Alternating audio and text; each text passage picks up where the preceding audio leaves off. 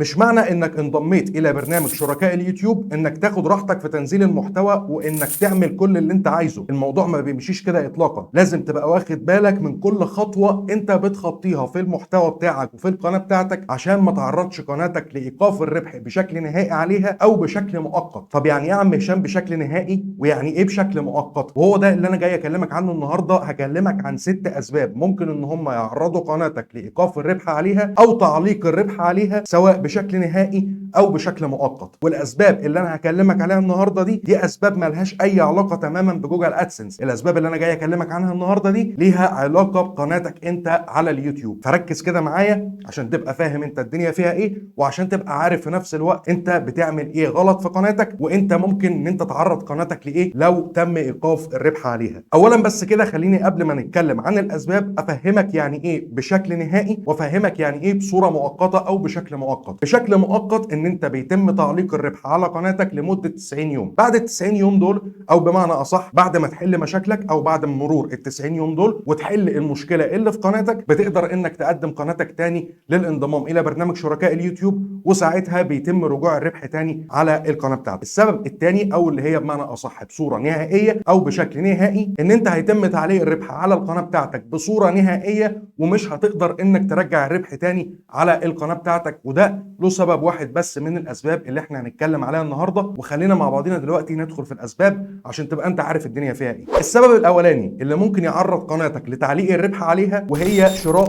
المشاهدات، شراء المشتركين، شراء الساعات. والموضوع ده انا اتكلمت عليه باستفاضه كبيره جدا قبل كده، وعرفتك الدنيا ماشيه ازاي، وعرفتك في نفس الوقت ايه اللي انت ممكن ان انت تتعرض له وايه اللي قناتك ممكن ان هي تتعرض له في حاله لو انت تم شراء مشاهدات على قناتك او تم شراء مشتركين على قناتك او تم شراء الساعات على قناتك. وخليني اقول لك ان الموضوع ده قبل كده في يوتيوب الموضوع ده كان بيعدي، انما دلوقتي حرفيا الموضوع ما بيعديش، وممكن ساعتها ان يتم تعليق الربح على قناتك وتدخل في مشكله كبيره جدا مع اليوتيوب. فمن فضل حضرتك يا ريت تتجنب شراء المشتركين، يا ريت تتجنب شراء الساعات، يا ريت تتجنب شراء المشاهدات، لان ده مش عامل من عوامل النجاح اطلاقا على منصه اليوتيوب، ولا عامل من نجاح قناتك بشكل عام. السبب الثاني، والسبب ده انا بشوفه دلوقتي في كتير جدا من القنوات، والسبب ده حرفيا كارثه من ضمن الكوارث اللي بيقع فيها منشئ المحتوى، سواء هو مثلا بيسمع السبب ده من حد من صحابه، سواء بيسمع السبب ده من جروب هو مشترك فيه على الفيسبوك، او ايا من كان ايه هو السبب. السبب ده ان انت ممكن ان انت تعمل ناصح ومفيش منك اتنين، وانت تجيب مثلا فيديوهات لمسلسلات او تجيب فيديوهات لكرة قدم، وبمعنى اصح كده تجيب مع الفيديوهات دي تجيب فيديو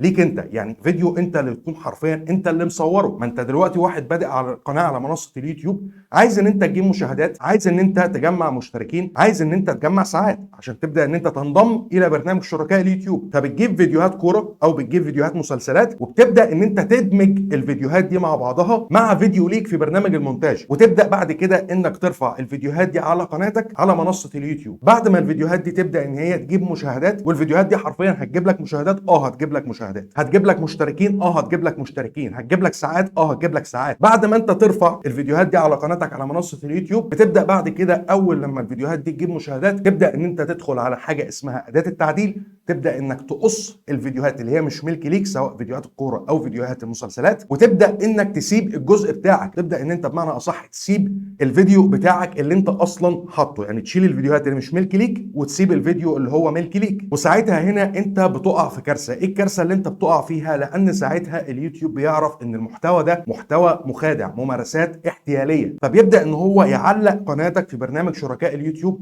او يخرج قناتك من تحقيق الربح بسبب سياسه المحتوى المخادع والممارسات الاحتياليه. حتى لو تم قبول قناتك في برنامج شركاء اليوتيوب وانت عامل حاجه شبه كده، ساعتها انت مهدد، وساعتها انت معرض للخطر بشكل كبير جدا، لان انت معرض ان قناتك حتى لو تم قبولها في برنامج شركاء اليوتيوب ان هي تخرج من برنامج شركاء اليوتيوب بسبب سياسه المحتوى المخادع والممارسات الاحتياليه. فما تحاولش ان انت تعرض نفسك ان انت تعمل حاجه شبه كده، لان في حاجه يعني كتير جدا من منشئين المحتوى مش واخدين بالهم منها، ان القناه كذا مره بتتراجع. القناه مش مجرد مره واحده بس بتتراجع وخلاص على كده، لا، القناه حرفيا بتتراجع على فترات. واليوتيوب ما بيراجعش القناه اللي هي المراجعه اللي هي الاولانيه اللي هي بنربط بيها القناه بجوجل ادسنس، وبعد كده فريق المختص يبدا ان هو يراجع القناه عشان يأهلك ان انت تدخل لبرنامج شركاء يوتيوب. لا، القناه حرفيا بتتراجع وبتتراجع بشكل كبير جدا وبتتراجع على فترات. مش معنى ان في حد عامل كده وقناته لسه شغاله على منصه يوتيوب ان هو كده مش مخالف، لا، هو كده مخالف، بس بمعنى اصح اليوتيوب لسه ما راجعش قناته، او بمعنى اصح هو لسه ما جاش دوره. يعني القناه بيتم مراجعتها حتى بعد ما احنا انضمينا لبرنامج شركاء يوتيوب، طبعا بيتم مراجعتها بشكل كبير جدا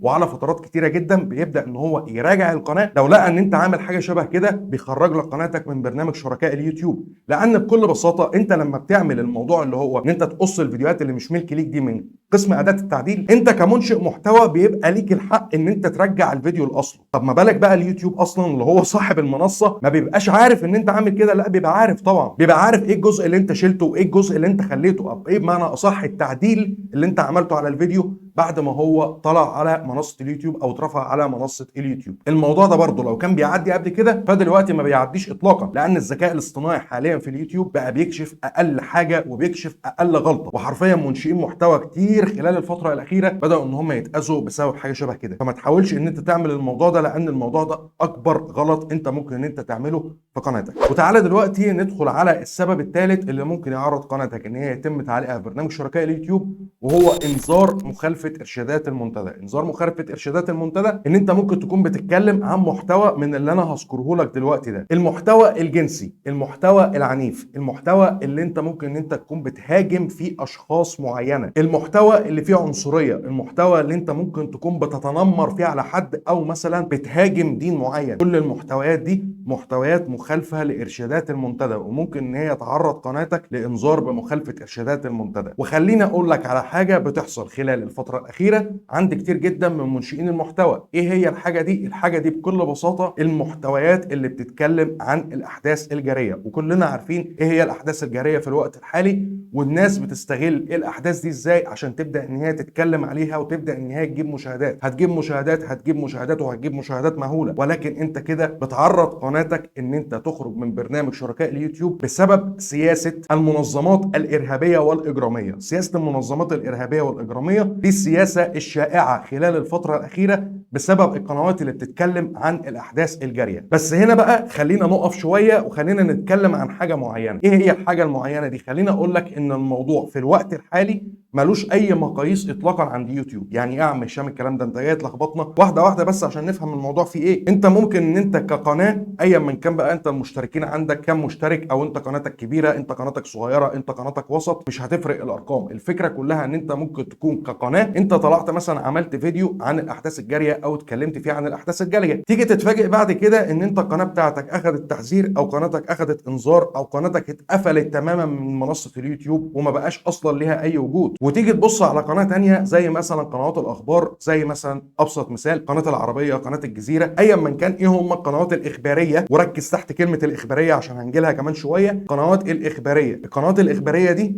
مصنفه عند يوتيوب ان هي قناه اخباريه، يعني كده كده هي بتنقل الاحداث للناس غصب عنها، هي بتنقل الاحداث للناس. واليوتيوب بيبقى فاهم الموضوع ده كويس جدا، بيبقى فاهم ان دي قناه اخباريه بتبقى مصنفه عالميا ان هي قناه اخباريه. لكن انت قناتك مش قناه اخباريه، انت قناتك مش مصنفه عالميا ان هي قناه اخباريه. فما تجيش تحط نفسك في وجه مقارنه ما بين قناتك وما بين القناه الاخباريه. ان انت مثلا عملت فيديو اتكلمت فيه عن الاحداث، والقناه الاخباريه عملت فيديو واتكلمت فيه عن الاحداث، وانت قناتك اتاذت والقناه الاخباريه ما اتاذتش. ما تحطش نفسك في المقارنه دي. انت قناتك قناه عاديه فما تتكلمش فيها عن حاجه مخالفه لسياسات اليوتيوب. لكن القناه الاخباريه هو عارف ان دي قناه اخباريه ومصنفه عنده عالميا ان دي قناه اخباريه، فاجباري لازم ان هي تنقل الاحداث للناس وتتكلم عن الاحداث دي. الموضوع ملوش اي علاقه تماما بان هي قناه كبيره او قناه صغيره. الموضوع له تصنيفات تانية وله ابعاد تانية كتير جدا. وخلينا اقول لك برضو ان خلال الفتره الاخيره في قناه اخباريه لا داعي لذكر اسمها اطلاقا حظر اليوتيوب البث المباشر بتاعها بسبب ان هي كانت بتتكلم عن الاحداث الجاريه. فهنا على حسب ما اليوتيوب بيحكم، الحكم دلوقتي ولا في ايدي ولا في ايدك انت ولا في ايد حتى القناه الاخباريه، ده على حسب اليوتيوب ما بيشوف. وخلينا اقول لك ان انت ساعتها هتتحط في مشكله كبيره جدا، لان انت هتلاقي ان المشاهدات عندك في القناه بسبب الفيديوهات دي جت مشاهدات كتيره جدا، والفيديوهات دي جابت تفاعل كبير جدا وجاب ريتش كبير جدا على القناه بتاعتك، وهتتفاجئ بعد كده ان اليوتيوب بيحظر كل الكلام ده او بيشيل اصلا الفيديوهات دي من المنصه عندك او من القناه بتاعتك. وساعتها انت هتبقى عايز انك تحل الموضوع باي طريقه كانت، لان الموضوع فعلا هيسبب لك مشكله كبيره جدا. فبلاش انك تعرض نفسك للموضوع ده، بلاش انك تتكلم عن الاحداث الجاريه. سياسه المنظمات الاجراميه والارهابيه حاليا في يوتيوب، اليوتيوب حرفيا ما بيرحمهاش، ومفيش اي قناه من اللي اخذت سياسه المنظمات الارهابيه والاجراميه خلال الفتره الاخيره تم رجوع الربح عليها. فساعتها الموضوع ده ممكن ان هو يعرض قناتك ان يتم ايقاف الربح عليها او تعليق الربح عليها بصوره نهائيه. حتى لو قناتك فيها مليون مشترك هيتم تعليق الربح عليها وهيتم ايقاف الربح عليها بشكل نهائي. وساعتها هتضطر ان انت تبقى عايز انك تعمل قناه جديده، وساعتها عشان تعمل قناه جديده انت هتعرض نفسك لحاجات كبيره جدا وحاجات كتيره جدا. ايه هي الحاجات دي؟ ان انت لازم هتغير الكمبيوتر اللي انت بتستخدم من عليه القناه، هتبقى عايز انك تغير الموبايل اللي انت كنت عليه القناه القديمه او اللي القناه تم تعليق الربح عليها، هتبقى عايز انك تغير الراوتر. طب ايه يا عم هشام ليه كل الكلام ده؟ لان اليوتيوب في حاجه هو بيعرف منها ان انت القناه بتاعتك هل تم ايقاف الربح عليها او تم تعليق الربح عليها ولا لا، من خلال الاي بي بتاع الجهاز بتاعك. اي جهاز، تابلت، موبايل، كمبيوتر، اي حاجه إن كانت ليها حاجه اسمها اي بي. الاي بي ده هو اللي بيعرف من خلاله ايه القنوات اللي كانت على الاي بي ده، وهل القناه تم حظرها ولا القناه ما تمش حظرها، القناه تم ايقاف الربح عليها ولا ما تمش ايقاف الربح عليها، القناه دي اتقفل لها حساب جوجل ادسنس قبل كده ولا لا. وسياسه المنظمات الارهابيه والاجراميه خلال الفتره الاخيره، انت لو فكرت بس انك تعمل قناه على نفس الجهاز اللي انت كنت بتستخدمه في القناه اللي تم حظرها قبل كده، ساعتها اليوتيوب مش هيفكر لحظه واحده ان هو يحظر لك القناه. فانت هتدخل نفسك في قصه كبيره وهتدخل نفسك في مشكله كبيره جدا. فلو سمحتوا ابعدوا عن الموضوع ده، لان الموضوع ده مع اليوتيوب مفيش فيه اي هزار خلال الفتره الاخيره. وده كان السبب اللي ممكن ان هو يعرض قناتك ان يتم تعليق الربح عليها بشكل نهائي. ومحدش يتغر بالرساله اللي بتجيله. يعني لو انت مثلا محتواك انت اتكلمت فيه عن اي حدث من الاحداث الجاريه، محدش يتغر بالرساله اللي بتجيله ان انت ممكن يرجع الربح على قناتك بعد 90 يوم، لان الموضوع ده مش بيبقى موجود اطلاقا. هو بيقول لك 90 يوم، ولكن بعد ال 90 يوم انت بتتفاجئ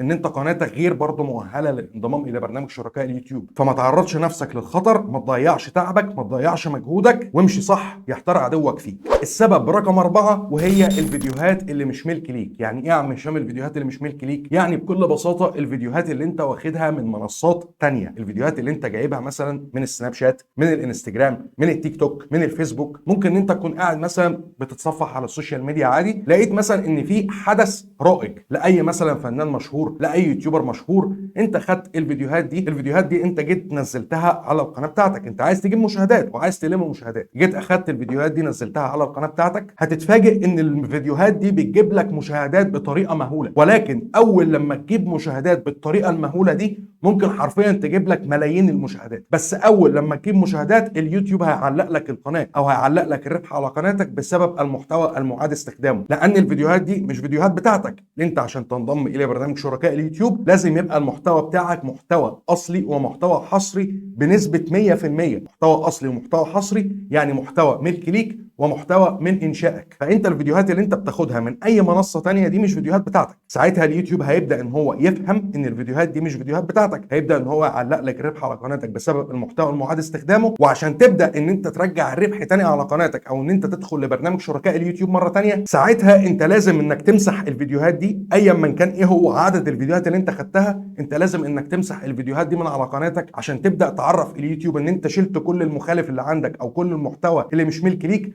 عشان ترجع تعمل انضمام تاني لبرنامج شركاء اليوتيوب. بس خليني هنا ثانيه واحده بقى اقول لك على حاجه، الموضوع مش هيعدي كده وخلاص. انت مسحت فيديوهات جايبه لك الاف المشاهدات، او مسحت فيديوهات جايبه لك الاف الساعات، او مسحت فيديوهات جايبه لك الاف المشتركين. ساعتها انا ما يهمنيش كل ده، انا اللي يهمني في الموضوع كله هو الساعات. لان انت بمجرد ما انت بتجيب مشاهدات على الفيديوهات دي انت كده كده انت بيدخل لك منها ساعات، ولكن اول لما انت بتحذف الفيديوهات دي الساعات على الفيديوهات دي بتروح. فانت كده ممكن ان انت تعرض نفسك ان انت تكون نزلت عن ال 4000 ساعه، وساعتها اليوتيوب هيدخلك في مشكله اكبر من المحتوى المعاد استخدامه، ان هو هيقول لك كمل الساعات بتاعتك، كملهم لي ال 4000 ساعه عشان اقدر ان انا ارجعك لبرنامج شركاء اليوتيوب. لان اي قناه ايا كانت لما بيتم تعليق الربح عليها اليوتيوب بيحاسبها على اخر 365 يوم. اخر 365 يوم لو انت مش مجمع ال 4000 ساعه، ساعتها هيقول لك جمع لي ال 4000 ساعه تاني وابدا بعد كده انك اعمل انضمام، حتى لو انت شلت الفيديوهات المخالفه اللي عندك، فساعتها بدل المشكله هيبقوا مشكلتين. فما تعرضش نفسك ان انت تاخد حاجه مش بتاعتك، وحاول ان المحتوى بتاعك يبقى محتوى اصلي ومحتوى حصري بنسبه 100%، لان ساعتها اليوتيوب ملوش عندك اي حاجه اطلاقا. ده غير برضو ان في حاجه انت ممكن ما تكونش واخد بالك منها اطلاقا، ان انت لما بتيجي بتمسح من على قناتك فيديوهات جايبه مشاهدات وجايبه لك تفاعل كبير جدا، انت مش مجرد انك بتمسح الفيديو بس، انت بتمسح الفيديو بمشاهداته، بساعاته، بمرات ظهوره، بنسبه نقره، بارباحه لو انت اصلا الفيديو ده محقق عليه ارباح. فساعتها انت ريتش قناتك هيقع بشكل كبير جدا، وساعتها القناه بتاعتك حرفيا هتموت، لان اي مسح فيديو من القناه بيأثر على القناه بالسلب. واتكلمت برضو عن الموضوع ده قبل كده، وهسيبه لك في الاي اللي هتظهر عندك فوق، او هسيبه لك في شاشه النهايه بعد ما انت تخلص الفيديو ده، تقدر انك تروح تتفرج على الفيديو. فهتتفاجئ بعد كده ان قناتك كان الريتش عليها كويس جدا، وكان الريتش عليها عالي جدا، ولكن كل ده راح في الارض، والفيديو انت بتنزله ما يجيبلكش 5 أو 6 مشاهدات على بعض. ليه؟ لان انت مسحت ساعتها فيديوهات، الفيديوهات دي علت الريتش بتاع قناتك بشكل كبير جدا، وكانت سبب اصلا في ظهور قناتك للناس. فكل ده انت بتخسر، وبتخسر حاجات كتيره جدا. فما تعرضش نفسك انك تاخد فيديوهات، الفيديوهات دي مش ملك ليك. السبب الخامس اللي ممكن يكون سبب في تعليق الربح على قناتك، وهو عدم التفاعل على القناه لمده 6 شهور. يعني ايه عدم التفاعل عم هشام على القناه لمده 6 شهور؟ ان انت ولا بتكون بتنزل فيديوهات، ولا بتكون بتنزل بثوث مباشره، ولا بتكون بتنزل فيديوهات قصيره، ولا بتكون بتنزل مشاركات على المنتدى، ولا بتكون متفاعل مع الناس في التعليقات بتاعتك. كل ده انت بتعمله لمده 6 شهور متتاليه، انت راكن قناتك خالص، ما بتعملش فيها اي حاجه لمده 6 شهور. فهنا اليوتيوب بيعرف ان القناه دي قناه غير متفاعله، هنا اليوتيوب بيعرف ان القناه دي قناه غير نشطه، فساعتها بيخرج لك القناه من الربح، او بيخرج لك القناه من برنامج شركاء اليوتيوب، وساعتها بيقول لك او بيديك بمعنى اصح 30 40 ساعه، ويقول لك روح كمل ساعاتك وابقى تعالى لي تاني لبرنامج شركاء اليوتيوب. فالتفاعل على القناه مهم جدا. التفاعل ممكن على فكره يكون ببوست منتدى، التفاعل ممكن يكون بفيديو قصير، التفاعل ان انت تكون بترد على الناس في التعليقات، كل ده تفاعل على القناه بتاعتك. فتحاول انك تكون متفاعل على القناه بتاعتك بشكل كبير، تحاول ان انت تبين لليوتيوب ان القناه بتاعتك قناه نشطه، عشان يبدا ان هو يفهم ان القناه دي عليها تفاعل، ان القناه دي انت متفاعل، انت كمنشئ محتوى، انت كصاحب القناه متفاعل عليها، عشان ما يعرضكش ان هو يوقف لك الربح عليها، وترجع انك تعيد الكره من اول وجديد تاني. السبب السادس والاخير وهو المحتوى الصوري. المحتوى الصوري كان زمان، او بمعنى اصح قبل كده، كان بيجيب مشاهدات، وكان بيجيب مشاهدات عاليه جدا، واي واحد كان المحتوى بتاعه محتوى صوري كان حرفيا بيجيب مشاهدات عاليه جدا، وكان مقبول على فكره في برنامج شركاء اليوتيوب. يعني المحتوى الصوري زمان كان مقبول في برنامج شركاء اليوتيوب، واليوتيوب كان بيعترف بيه. ولكن مع تعديل السياسات بتاعه يوتيوب، ومع تعديل ارشادات المنتدى، بدا ان المحتوى الصوري يبقى غير مقبول تماما في برنامج شركاء اليوتيوب. يعني لو زمان كان بينفع، دلوقتي ما بينفعش. طيب ليه يا عم هشام الكلام ده؟ خليني اقول لك الاسباب بتاعته ايه. اول سبب ان اليوتيوب منصه فيديوهات، يعني اليوتيوب منصه فيديو، لما بتفتح فيديو بتتفرج عليه، لكن مش منصه صوريه. عشان كده ما تحطش على الفيديو بتاعك صور، لان اليوتيوب اصلا مش منصه صوريه، اليوتيوب منصه فيديوهات. فما ينفعش ان انت تجيب فيديو، او ما ينفعش ان انت تفتح فيديو على برنامج المونتاج بتاعك وتيجي تروح حاطط الصور كلها جنب بعضها، تبدا ان انت ترص الصور دي كلها جنب بعضها وتقول ده فيديو انا هرفعه على منصه اليوتيوب. الموضوع ده غير مقبول تماما في برنامج شركاء اليوتيوب، الا لو، حط مليون خط تحت كلمه الا لو. يعني ايه يا عم هشام الا لو؟ الا لو انت المحتوى الصوري بتاعك ضايف له قيمه انتاجيه، وقيمه منتجيه، وقيمه تعليميه. يعني ايه يا عم هشام؟ برضه ما فهمتش حاجه. قيمه انتاجيه ومنتجيه ان انت بمعنى اصح في الصور اللي انت بتحطها على برنامج المونتاج، انت ولو نفترض دلوقتي ان انت واحد منشئ محتوى عايز ان انت تعمل الفيديو بتاعك عن طريق الصور، ما ينفعش زي ما قلت لك من شويه انك ترصص في برنامج المونتاج تحط الصور كلها جنب بعضها تيجي تروح رافع الفيديو، ده مش مقبول. انما ايه اللي هيكون مقبول؟ ان انت تحسس اليوتيوب ان ده فيديو، ان ده مش صور. طب انا اعمل الموضوع ده ازاي؟ ان انت تضيف عليه قيمه منتجيه، بان انت تحط تحط عليه مؤثرات صوتيه، ان انت تعمل للصور دي تعمل لها زوم ان، تعمل لها زوم اوت، تحسس ان اليوتيوب ان الفيديو فيه حركه، الفيديو مش ثابت، تحسسه ان في حركه من خلال الزوم ان الزوم اوت، ان انت تحط مؤثرات صوتيه، تحط مؤثرات انتقاليه. ساعتها هيفهم اليوتيوب ان ده فيديو، ان دي مش مجرد صور مترصصه جنب بعضها. طب يعني ايه القيمه التعليميه؟ القيمه التعليميه هي صوتك على الفيديو، يعني بمعنى اصح صوتك وانت بتعمل الفويس اوفر على الصور اللي انت بتعملها دي، تبدا ان انت تحط الصوت بتاعك تضيف عليه قيمه تعليميه، ان انت بمعنى اصح بتفهم المشاهد ايه الهدف من الفيديو ده، بتتكلم بالمعلومات اللي عندك، بتتكلم بالقيمه التعليميه اللي انت عايز انك تضيفها على الصور دي. ساعتها بنسبه 90% المحتوى بتاعك ممكن ان هو يكون مقبول في برنامج شركاء اليوتيوب، لانه مش هيفهم ان المحتوى ده محتوى صوري، هيفهم ان المحتوى ده فيديو وفي صوت بيتكلم، في حد بيضيف قيمه تعليميه على الفيديو ده. فحاول انك تاخد بالك بشكل كويس جدا من الموضوع ده، لانه الموضوع ده خلال الفتره الاخيره برضو ناس كتيره جدا بتتفاجئ ان هي عامله الفيديو بتاعها صور، وتتفاجئ ان القناه بيتم تعليق الربح عليها بسبب المحتوى المعاد استخدامه. وخلي بالك عايز اقول لك برضو على حاجه، والموضوع ده لازم تركز معايا فيه كويس جدا، ان اليوتيوب ممكن ان هو يحاسبك باثر رجعي. يعني ايه يا عم هشام يحاسبني باثر رجعي؟ يعني يحاسبك على فيديوهات انت كنت عاملها من قبل كده. اليوتيوب دلوقتي بيعمل تحديثات، اليوتيوب دلوقتي بيعمل تعديلات، كل التعديلات اللي بيعملها وكل التحديثات اللي بيعملها لازم ان انت تبقى مواكب العصر فيها. يعني بمعنى اصح لازم انك تبقى متابع التحديثات اللي بتحصل، لازم انك تكون متابع التعديل على الارشادات اللي بيحصل، عشان اليوتيوب ما يحاسبكش باثر رجعي. طب يحاسبني باثر رجعي ازاي؟ انت ممكن دلوقتي تكون واحد منشئ محتوى، انت حاطط على القناه بتاعتك فيديوهات صوريه،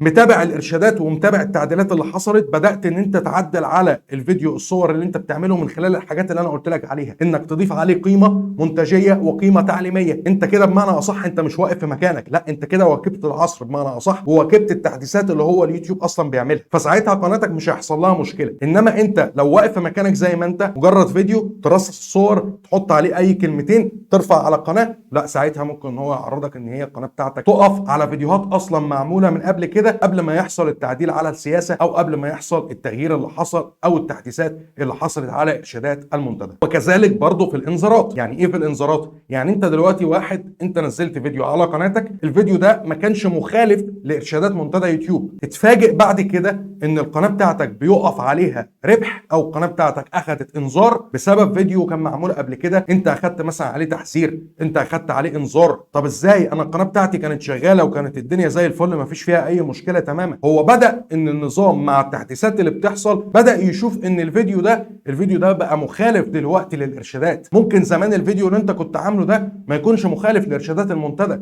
وان الدنيا ماشيه معاك زي الفل. وانا واحد من الناس، انا حصل في قناتي الموضوع ده، مش خايف ان انا اقول حاجه شبه كده، وعملت فيديو على فكره عن الموضوع ده، هسيبه لك برده في شاشه النهايه او في البطاقات، تقدر برده انك تروح تتفرج عليه عشان تفهم الدنيا فيها ايه. فانت لازم ان انت تكون متابع الارشادات اول باول، عشان ممكن ان انت قناتك تتاذي بسبب فيديو كان موجود قبل كده، والفيديو ده اصلا زمان ما كانش مخالف للسياسه، واصبح دلوقتي انه مخالف للسياسه، وبدا ان الذكاء الاصطناعي يشوف ان الفيديو ده مخالف لسياسه ارشادات منتدى يوتيوب، فيبدا ان اليوتيوب يديك تحذير او يديك انذار، او يتم ايقاف الربح على قناتك بشكل نهائي بسبب فيديو كان زمان مش مخالف وحاليا بقى مخالف لارشادات المنتدى. فاللي عايز اقوله لك من كل الكلام ده، انك لازم انك تبقى متابع قناتك بشكل كويس جدا، لازم انك تبقى متابع ارشادات المنتدى بشكل كويس جدا، لازم تبقى متابع القنوات التعليميه، لان احنا بنطلع بنقول لك على التحديثات، وبنطلع بنقول لك على التعديلات اللي بتحصل، وبنطلع بنقول لك على اي حاجه او اي تغير بيحصل في ارشادات منتدى يوتيوب، وبنخليك على اطلاع بيها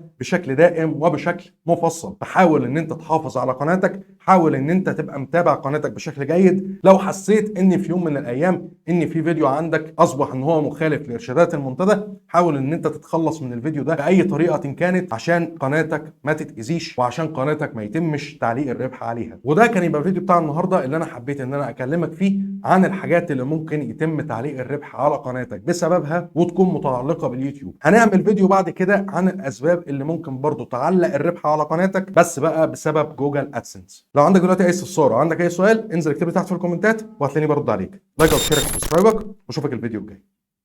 سلام.